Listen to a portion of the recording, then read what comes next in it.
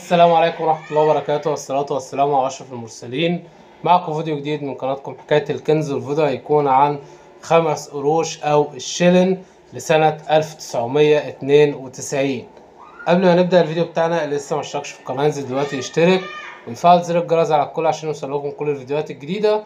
ويلا نبدأ الفيديو بتاعنا كده سريعا بعد الانترو.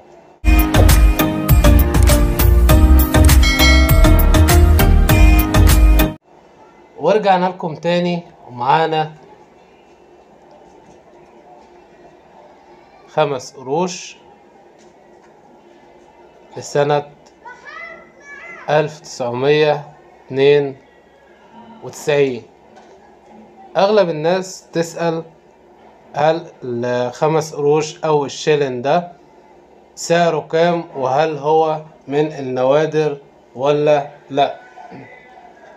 مبدئيا ال5 قروش أو الشلن اللي هو 1992 ده بيكون مش مطلوب، لأن تاريخ 1992 ده متوفر كتير جدا في السوق. طيب التاريخ النادر جدا واللي بيوصل سعره لسعر كويس بيتخطى 10,000 جنيه مصري، التاريخ ده هو كام؟ تاريخ بيكون 1991، بيكون نفس الشكل كده، ولكن بيكون التاريخ 1991. لكن 92 مش مطلوبة خالص، وديت بتدخل في سعر الكيلو. يعني ايه بتدخل في سعر الكيلو؟ اللي هو بيكون فيه عملات كتير جدا ملهاش اي قيمة ولا بتكون مطلوبة، ديت بتتباع بالكيلو. الناس اللي بتشتريها بتكون حابة ان هي تحتفظ بالحاجة ديت وحابين ان هو يشتروها يعني. لكن اللي عنده عملات كتير يحاول يفرزها ويطلع نفس الشكل ده كده،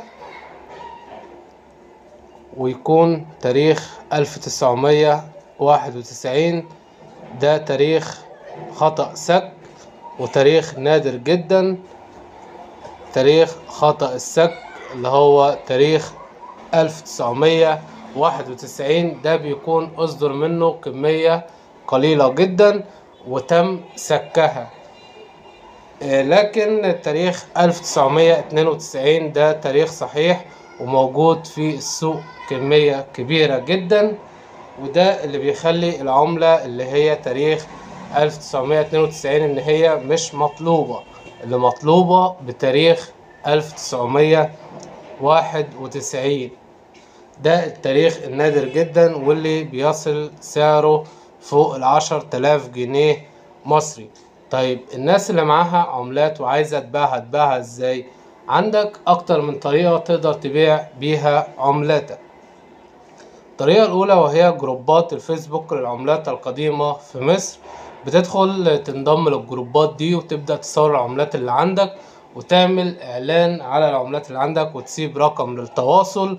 ولو حب انك تعمل مزاد عن عملة نادرة عندك اللي هي سعرها بيفوق 10,000 جنيه واكتر، دوت برضو تقدر انك تعمل عليها مزاد. بتصور العملة، بتخلي المزاد متاح لمدة 48 ساعة.